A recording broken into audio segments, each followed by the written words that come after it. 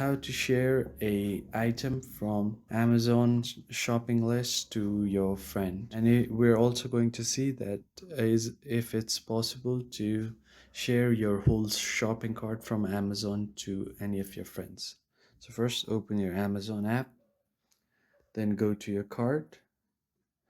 Once you go to your cart, as you can see, there is unfortunately no option to share your whole cart to anyone. So you will have to individually send the product to anyone that you want to share your item to. So you're just going to tap on your item and then tap on this share icon besides the image.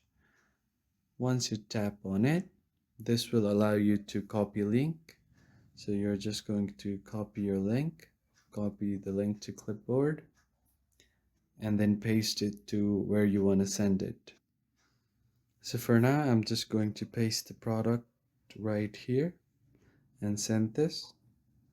So once I send the product, if I tap on the link, this will directly take me to the product page. And that's how you could share your product from Amazon to your friend. But unfortunately, there is no option to share your whole shopping cart. I hope you enjoyed the video and found it helpful. I'll see you on the next one. Thank you for watching.